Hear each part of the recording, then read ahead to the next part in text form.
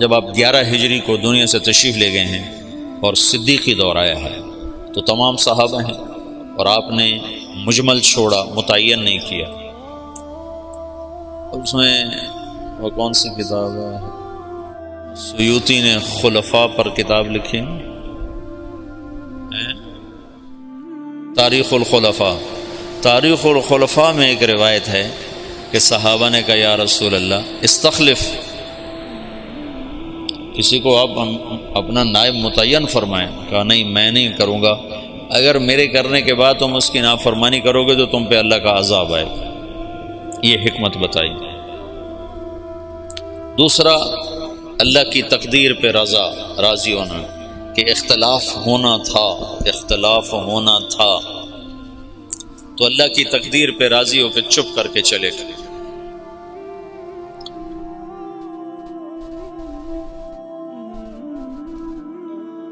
انصار کی بہت بڑی قربانی ہے اس موقع پر۔ جب آپ کا انتقال ہوا ہے تو آپ کی طبیعت پہلے ٹھیک ہو چکی تھی، ابوبکر چلے گئے حوالی، اور پیچھے صرف ازواج مطہرات ہیں۔ آپ کے انتقال پر وہ وہاں سے آئے ہیں اور افراتفری مچی ہے، رونا دھونا مچا ہے۔ مدینے میں انصار میں منافقین کی تعداد آپ کی وفات تک موجود رہی ہے، یہ تو معلوم ہے نا۔ اور وہ اللہ کے نبی کو پتہ تھا یا حضرت حذیفہ کو پتہ تھا، اور کسی کو نہیں پتہ تھا۔ اور ہوئی بات اثر کرتی ہے۔ مجھے تحقیق نہیں ہے لیکن میرا وجدان ہے، جو کچھ میں نے پڑھا بار بار، کہ وہ جو سقیفہ تو بنی ساعدہ کا قصہ ہوا، اس کے موجد منافق ہوں گے، تو کسی کو پتہ ہی نہیں ہے کہ یہ منافق ہے، یہ منافق ہے، تو ہر ایک کو مسلمان سمجھ رہے ہیں، تو انہوں نے یہ شوشہ چھوڑا ہوگا۔ پھر اس کے جیسے افق کے واقعے کو چلانے والا عبداللہ بن ابی، لیکن حسان بن ثابت اس میں پھنس گئے، اور مصطح بن اثال اس میں پھنس گئے، اور حمنہ بنت جحش رضی اللہ تعالیٰ عنہ، یہ 3 مخلصین اس کی لپیٹ میں آ گئے، اور ان کو بعد میں حد لگی، منافقین کو چھوڑ دیا گیا۔ تو آپ کے انتقال کے بعد سارے لوگ مسجد میں جمع ہیں، انصار جمع ہو گئے بنو ساعدہ کے ڈیرے پر، بیٹھنے کی جگہ۔ آج کل وہاں ایک باغیچہ بنا ہوا ہے، اور وہ ہے قبلہ جنوب میں ہے، قبلہ وہاں سے یہ جنوب ہے نا، جنوب میں ہے، تو قبلہ کے اس طرف چھوٹا سا باغیچہ بنا ہوا ہے، اب بھی ہے، وہ سقیفۃ بنی ساعدہ، بنو ساعدہ کا ڈیرا تھا۔ وہاں جو لوگ جمع ہوئے، آج تک یہ مجمل ہے، کیسے جمع ہوئے، کس نے دعوت چلائی، کس نے جمع کیا۔ جتنی تاریخ میں نے مطلب دین کو تھوڑا پڑھا ہے، تاریخ کو زیادہ پڑھا ہے، تو کسی کتاب میں یہ نہیں ملا کہ کون جمع کرنے کا سبب بنا، لیکن تسلسل سے پڑھنے سے میرا ایک تاثر بنا ہے کہ یہ تحریک منافقین نے چلائی ہوگی، پھوٹ ڈالنے کی اور توڑ پیدا کرنے کی۔ تو انہیں سعد بن عبادہ رضی اللہ تعالیٰ عنہ کو تیار کر لیا کہ یہ امیر ہوگا، اب یہ امیر ہوگا۔ تو یہ آپس میں وہ باتیں کر رہے ہیں، محرک اس کے یقیناً آخرت میں تو بھید کھل جائے گا، انشاءاللہ مجھے یقین ہے آخرت میں وہ مجرم سامنے آئیں گے کہ منافق ہی تھے جنہوں نے یہ ساری اسکیم چلائی، اور صحابہ کو اس میں استعمال کر لیا کہ وہ بشر تھے، خطا سے پاک نہیں تھے، معصوم عن الخطا نہیں تھے۔ تو ابوبکر کے پاس ایک آدمی نے، تو ادھر بیٹھا، اور وہاں امت کے توڑنے کا نظام بن چکا ہے۔ تو ابوبکر رضی اللہ عنہ اور عمر رضی اللہ تعالیٰ عنہ، ابو عبیدہ رضی اللہ تعالیٰ عنہ، یہ 3 حضرات نے دوڑ لگائی، ایسی افراتفری میں گئے۔ اس وقت غسل شروع تھا، حضرت علی ادھر مشغول تھے، اور وہاں وہ اس کے لیے جا ہی نہیں رہے کہ مجھے خلیفہ بنایا جائے، تو اس فتنے کو دبانا چاہتے ہیں۔ وہاں پہنچے تو سعد بن عبادہ نے چادر اڑی ہوئی ہے، وہ بیمار سے تھے، اور وہاں بات چل رہی کہ اب امارت ہماری چلے گی، ہم اللہ کے نبی کے انصار ہیں، ہم نے آپ کو ٹھکانہ دیا، ہم نے آپ کو مشکل وقت میں ساتھ دیا، ہم وہ تھے جو مشقت میں آگے اور راحت میں پیچھے، لہذا امیر ہمارا ہوگا۔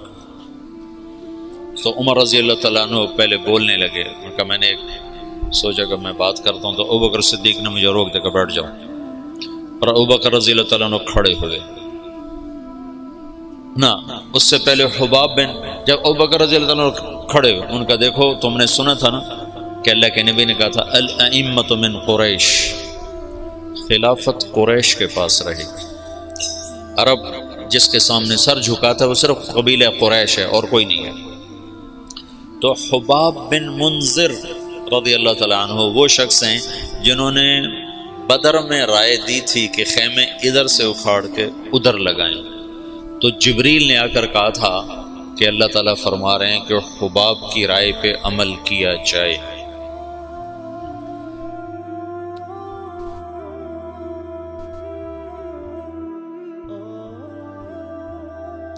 ہر انسان ہر وقت ایک حال پہ نہیں رہتا ہے، یا تو ایسی بڑی رائے دی کہ اللہ نے کہا کہ حباب کی رائے پہ عمل کیا جائے، یا ایسی رائے دی کہ توڑ دینے والا نظام بن جائے۔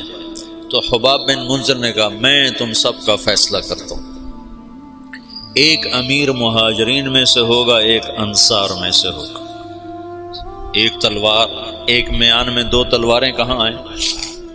تو ابوبکر رضی اللہ تعالیٰ عنہ کو سختی سے ڈانٹ دیا، بیٹھ جا، امت کی وحدت کو فرقت میں تبدیل نہ کر، کو ڈانٹ کے بٹھا دیا۔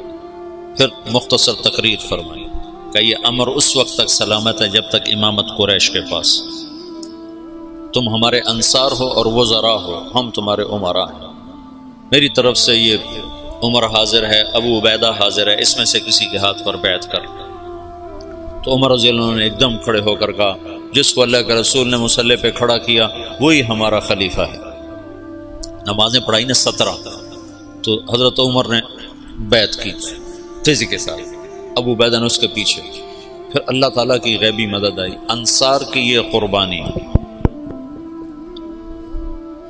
زندگی میں ایک اصول سیکھو، اللہ تمہیں توفیق دے، مجھے توفیق دے، میں نے اس میں بہت نفع پایا، اپنی رائے سے پیچھے ہٹ جانا سیکھو۔ رائے پہ جمنا تو طبعی چیز ہے، رائے پہ اصرار تو فطری چیز ہے۔ بچہ بھی کہتا ہے میں نے ادھر جانا ہے، میں نے ادھر جانا ہے، ماں کہتے نہیں جانا تو وہ روتا ہے۔ اتنی چھوٹی عمر سے رائے کا اصرار شروع ہو جاتا ہے، تو رائے سے ہٹنا سیکھو بشاشت کے ساتھ۔ جب رائے کے خلاف ہوتا نا تو دل تنگ پڑ جاتا ہے اور طبیعت بجھ جاتی ہے۔ تو یہ ایک اللہ کی طرف سے سبق تھا۔ انفرادی سطح پر آگے آیا خالد بن ولید کا قصہ، اور اجتماعی سطح پر آیا انصار مدینہ کی طرف سے۔ اجتماعی سطح پر انصار مدینہ ایک دم پیچھے ہٹا اپنی رائے سے بشاشت کے ساتھ، امت بن کے۔ اگر وہ نہ ہٹتے تو پہلے دن ہی توڑ تھا، اگر وہ ہٹتے اور دل ان کے ساتھ نہ ہوتے تو بھی توڑ تھا۔ وہ ہٹے بھی صحیح اور دل بھی کھول دیے، سینے کھول دیے۔ خلافت راشدہ میں دعوت کا نظام مکمل چلا۔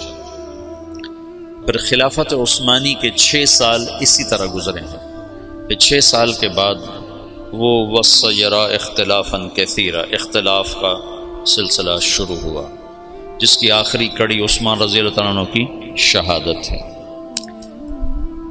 مسجد قباء میں کھڑے ہو، قبلے کی طرف منہ کرو تو سیدھے ہاتھ ایک میدان اب بن گیا ہے، کھجوریں لگیں، یہاں کنواں ہوتا تھا، اس کا نام تھا اریس۔ تو اللہ کے نبی کی انگوٹھی منتقل ہوئی ابو بکر کی طرف، پھر ہوئی عمر کی طرف، پھر ہوئی عثمان کی طرف۔ عثمان رضی اللہ تعالیٰ عنہ بیر اریس پر کھڑے ہیں، وضو کرنے لگے تو خادم کو انگوٹھی پکڑائی، اس نے یوں ہاتھ کیا، انہیں ایسے رکھی، اس کے ہاتھ سے پھسلی اور کنویں میں چلی گئی۔ تو عثمان رضی اللہ تعالیٰ عنہ نے کنویں کا سارا پانی نکلوا دیا اور نیچے سے مٹی کھدوا دی، اور انگوٹھی نہیں ملی، اٹھا لی اللہ تعالیٰ۔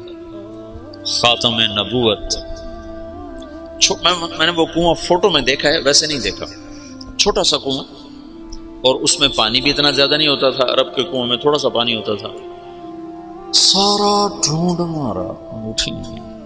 اس انگوٹھی کے گم ہوتے ہی اختلاف اور افتراق، اور عبداللہ بن سبا جو یہودی تھا اور مسلمان بن کے داخل ہوا، جو شیعہ مذہب کی بنیاد بننے جس نے ڈالی، وہ اختلاف چلتے چلتے چلتے چلتے آخر حضرت عثمان رضی اللہ عنہ کی شہادت پر ختم ہوا۔ اللہ کے نبی نے حضرت عثمان سے فرمایا تھا، میرے بعد تجھ سے خلافت کی کرتے کو اتارنے کے لیے کہا جائے گا، تم نے کرتا نہیں اتارنا، شہادت کو قبول کرنا ہے، ورنہ تیرا میرا آخرت میں جوڑ نہیں ہو سکے گا، مجھ سے مل نہ پاؤ گے۔ تو ان لوگوں نے مطالبہ کیا، فسادیوں نے، کہ تم حکومت چھوڑ دو، ہم تمہیں کچھ نہیں کہتے۔ کہا یہ تو میں نہیں چھوڑوں گا، میں صابر محتسب قتل ہو جاؤں گا، یہ کام نہیں کروں گا۔ شہید ہو گئے۔ تو علی رضی اللہ تعالیٰ عنہ کو خلیفہ بنے، انتہائی تشویشناک حالات۔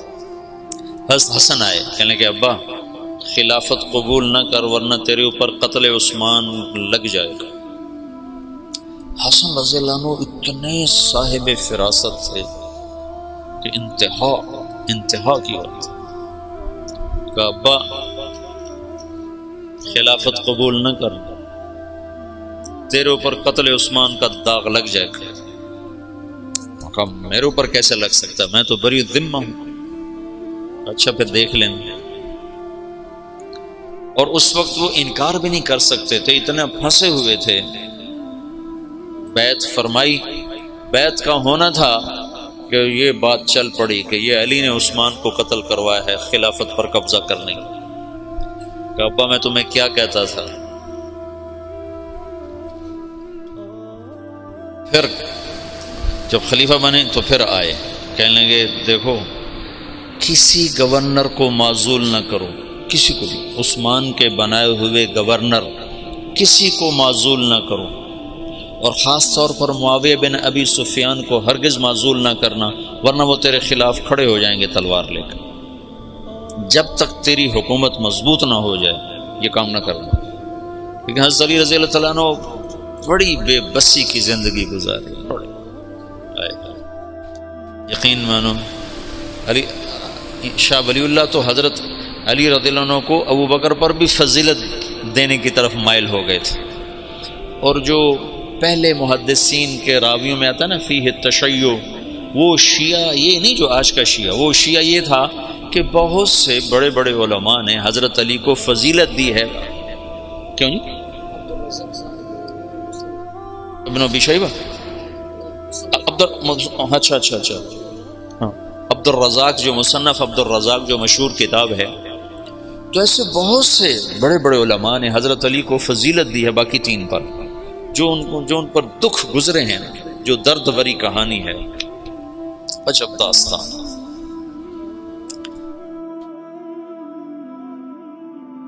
انہوں نے معزول کر دیا حضرت معاویہ رضی اللہ عنہ کو، معزول کرنا تھا، وہ کھڑے ہو گئے۔ حالات ایسے بن گئے تھے، شام والوں نے زید بن ثابت رضی اللہ عنہ نے حضرت عثمان کا کرتا اور حضرت نائلہ کی کٹی ہوئی انگلیاں، جب وہ قتل کیا گیا تو نائلہ سامنے آئی بیوی، تو ان کی انگلیاں کٹ گئیں، اور وہ کرتا جس میں وہ شہید کیے گئے وہ حضرت زید بن ثابت نے اتار لیا، اور انگلیاں لے کر شام جا کر معاویہ کو پکڑا۔ معاویہ رضی اللہ عنہ نے لے کر جامع مسجد دمشق میں لٹکا دیا۔ اب کون تحقیق کرے گا کہ کس نے قتل کیا کس نے نہیں کیا؟ ایسی غلط فہمی کی ہوا چلی کہ سب نے حضرت علی پر الزام لگا دیا کہ علی ہی عثمان کے قاتلوں کو پناہ دینے والا ہے، اور اسی سے یہ ہوا ہے۔ وہ بری الذمہ، پاکیزہ، پر اللہ کی تقدیر تھی، یہ جنگ جمل بھی ہونی تھی، جنگ صفین بھی ہونی تھی، اللہ کا نظام تھا، اس میں بھی اس کی حکمتیں رحمتیں چھپی ہوئی ہیں۔ تو حالات ایک دم وہ جو دعوت کا ریلا تھا وہ آپس کے ٹکراؤ کی طرف چلا گیا، اور دعوت کے کام کو پہلا جھٹکا لگا ہے 26 سال کے بعد۔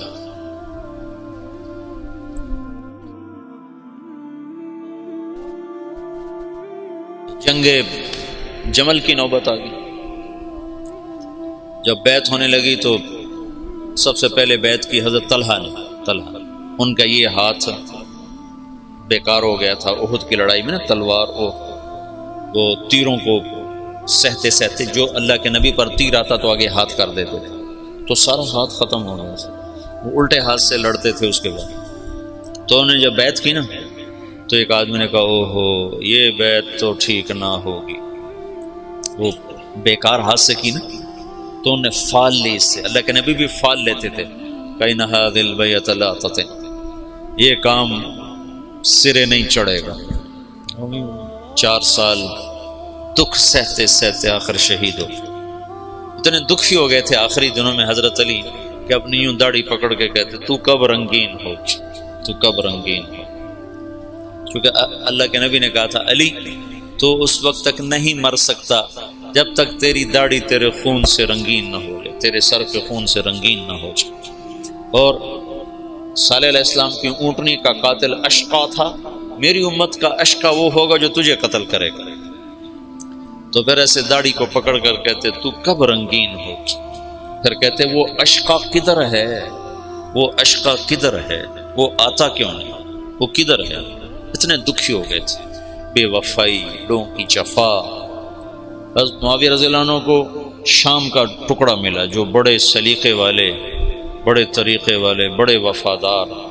اور حضرت علی رضی اللہ عنہ کو کا امتحان بڑا تھا، بڑوں کے امتحان بھی بڑے. ان کو عراق ملا جہاں کے لوگ منافقانہ عادات اور ہر جتنے بھی عیب، اس لیے تو حجاج اللہ نے ان پہ مسلط کیا، عراق والوں پہ. بھرے ہوئے بے وفائیوں سے بھرے ہوئے. تو اس کا آخری نتیجہ حضرت علی کی شہادت پہ نکلا. جنگ جمل ہوئی جس میں حضرت طلحہ جیسے، حضرت زبیر جیسے شہید کر دیے. جب آپس میں ٹکرائے نا صلح ہو گئی. لیکن جو لوگ عبداللہ بن سبا کے ساتھی تھے، میں تمہیں تفصیل تو نہیں بتا رہا، صرف اشارے کر رہا ہوں. جب صلح ہو گئی تو رات کو انہوں نے طے کیا کہ آدھے ادھر حملہ کر دو، آدھے ادھر حملہ کر دو، جو بیچ میں فسادی تھی. تو تہجد کے وقت آدھے لوگوں نے حضرت علی پہ حملہ کر دیا، آدھوں نے حضرت زبیر، حضرت عائشہ کے لشکر پہ حملہ کر دیا اور دونوں طرف شور مچا دیا. علی نے حملہ کر دیا، انہوں نے کہا زبیر نے حملہ کر دیا. تو علی کہنے لگے او ہو آئے ہائے. حضرت حسن جب نکلنے لگے نا اس کے لیے، عراق کے لیے، تو حضرت حسن نے کہا بابا مت نکلو ورنہ تمہاری جنگ ہو جائے گی. کہا میرے ہوتے ہوئے کیسے ہوگی؟ کہا ہو جائے گی دیکھ لینا، نہ جا، مدینہ نہ چھوڑ، مدینہ نہ چھوڑ. تقدیر غالب آئی. جب جنگ ہو گئی تو پھر حضرت حسن سے کہا بیٹا کاش میں تیری بات مان لیتا، اور ہے کاش میں آج سے 20 سال پہلے مر گیا ہوتا اور یہ دن میں نہ دیکھتا. چھوڑ گئی جنگ. پھر جب تلواریں چنگاریاں برسانے لگیں تو حضرت علی نے زور سے آواز لگائی این زبیر بن العوام. زبیر نے کہا میں ہوں، کہ میرے سامنے آ. اللہ اکبر، 10 مبشرہ آمنے سامنے. تو کہا تمہیں وہ دن یاد ہے جب تو اور میں مسجد میں اکٹھے آئے تھے، ہاتھوں میں ہاتھ دیے پکڑے ہوئے لیے ہوئے تھے، اور اللہ کے نبی نے تم سے پوچھا تھا تمہیں علی سے محبت ہے؟ تو تم نے کہا تھا ہے. تو اللہ کے نبی نے کہا تھا ایک دن آئے گا تو اس کے خلاف تلوار اٹھائے گا اور تو اس وقت حق پہ نہیں ہوگا. کہا یاد ہے؟ ہاں یاد آ گیا. کہا تو میرے خلاف تلوار اٹھاتا. میں تلوار ایسے ڈالی، گھوڑے کو واپس موڑا. تو عبداللہ بن زبیر وہ روح رواں تھے لشکر عائشہ کی. کدھر جاتے ہو؟ کہاں جا رہے ہو؟ کہا وہ علی نے مجھے ایک بات یاد دلا دیا، میں واپس جا رہا ہوں، میں نہیں لڑوں گا. کہا ہمیں جنگ میں جھونک کے خود واپس جا رہے ہو؟ کہا میرے سامنے حق آ چکا ہے، اب میں ہاتھ نہیں اٹھا سکتا. کہا پھر ہم تو نہیں پیچھے ہٹ سکتے، اب تو فیصلہ ہو کر ہی پیچھے ہٹیں گے. طلحہ رضی اللہ تعالیٰ عنہ کو بھی حضرت زبیر نے کہا زبیر طلحہ یہ بات یاد کر، اللہ کے نبی نے مجھے کہا تھا انہیں بھی گھوڑے کو واپس موڑ لیا، لیکن ان کو تو ایک تیر لگا اور اس میں وہ گر کے شہید ہو گئے، اور زبیر رضی اللہ تعالیٰ عنہ وہاں سے نکل گئے۔ آگے ایک جگہ سوئے ہوئے تھے تو ابن جرموز نے سوتے سوتے ان کو قتل کر کے ان کا سر کاٹ کے حضرت علی کو آ کر پیش کیا، تو حضرت علی نے فرمایا زبیر کے قاتل کو جہنم کی بشارت ہو۔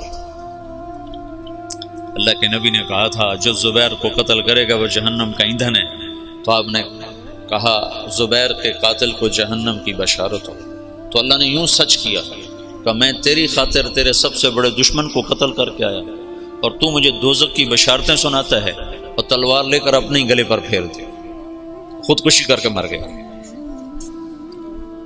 جہنم سچ ہوگا۔ حضرت طلحہ کی لاش پہ گزرے حضرت علی تو ان کا ہاتھ پکڑ کے نہ یہ چوما اور رونے لگے کہ یہ وہ ہاتھ ہے جس نے اللہ کے نبی کے لیے احد میں ڈھال کا کام دیا تھا اور تیروں کو سہتے سہتے شل ہو گیا تھا۔ اور عبداللہ بنو زبہ نے حضرت عائشہ کے اونٹ کو گھیرے میں لیا ہوا تھا اور ایسے لوہے کی دیوار بن گئے تھے بنو زبہ کو تو حضرت عائشہ ہی بخشوا جائیں گے انشاءاللہ۔ کہتے الموت احلی عندنا من العسل نحن بنو ضبۃ اصحاب الجمل نحن بنو الموت اذ الموت نزلی ننعبن عفان باطراف الاسل رد علینا شیخنا ثم بجلی۔ یہ رجز پڑھ رہے تھے اور جان کی بازی لگا رہے تھے۔ ایک دفعہ ایک شخص ملنے آیا حضرت عائشہ رضی اللہ تعالیٰ عنہ سے، کہا کہاں سے ہو؟ کہا میں بنو زبہ سے ہوں۔ کہا ایک نوجوان میرے اونٹ کے پاس شعر پڑھ رہا تھا، اس کو جانتے ہو؟ کون؟ کہا وہ تو خود تو پردے میں تھے۔ کہا ایک نوجوان کے آواز آ رہی تھی، کہہ رہا تھا یا امنا خیر ام نعلم،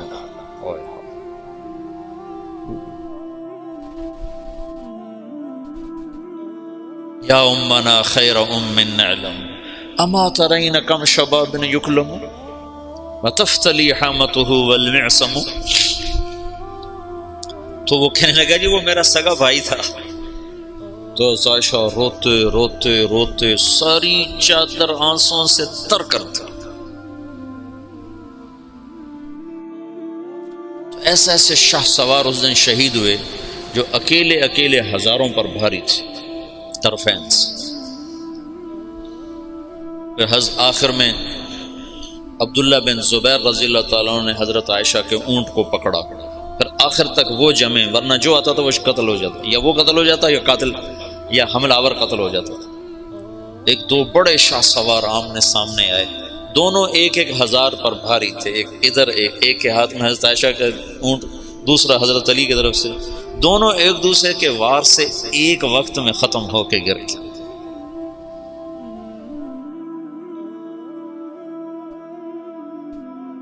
اوئے ہوئے ہوئے۔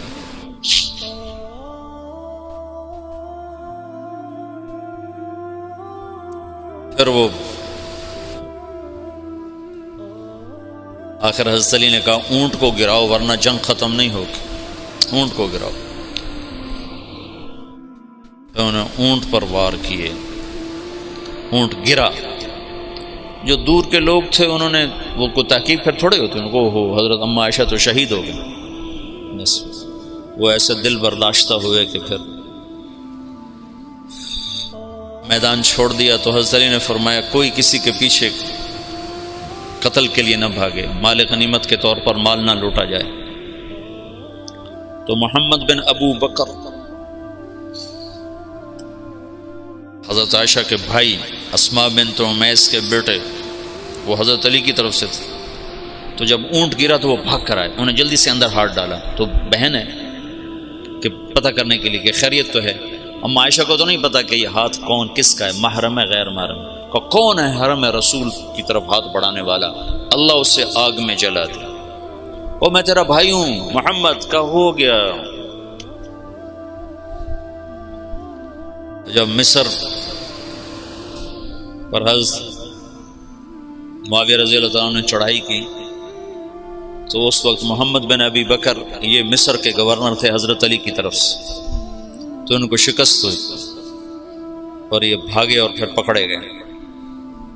تو ان کا پیاس سے برا حال تھا، زبان نکل رہی تھی، کہنے کہ مجھے پہلے پانی پلاؤ پھر قتل کرنا.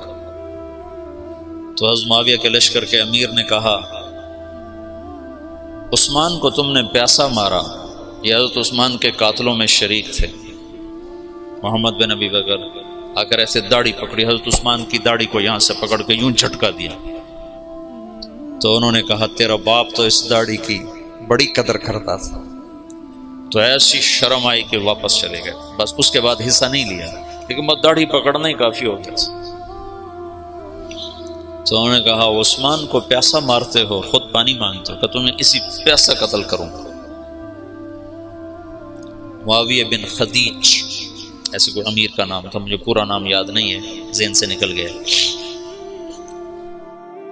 قتل کیا، پھر ایک گدھے کی کھال میں اس کی لاش کو لپیٹ کر اسے آگ لگا دی اور وہ جل گئے. حضرت عائشہ کا فرمان سچا ہوا، اللہ اسے آگ میں جلا دی. تو ایک دفعہ جو دعوت کو جھٹکا لگا ہے، یہ اللہ کا نظام تھا، اختلاف ہونا تھا. حضرت علی کی شہادت پر ایک دور ختم ہوتا ہے، حضرت حسن رضی اللہ عنہ خلیفہ بنتے ہیں، پھر وہ 6 مہینے بعد حضرت معاویہ کے حق میں دستبردار ہو جاتے ہیں، اور پھر دوبارہ دعوت کا دور چلتا ہے، اور پھر دعوت اپنے علی قدم و ساق قائم ہوتی ہے، اور پھر وہ اسلام کی ریل پیل لہل بہر دوبارہ واپس آتی ہے جب حضرت معاویہ رضی اللہ تعالیٰ عنہ خلافت کو سنبھالتے ہیں. یہ آج کی مجلس میں اتنا ہی کافی ہے.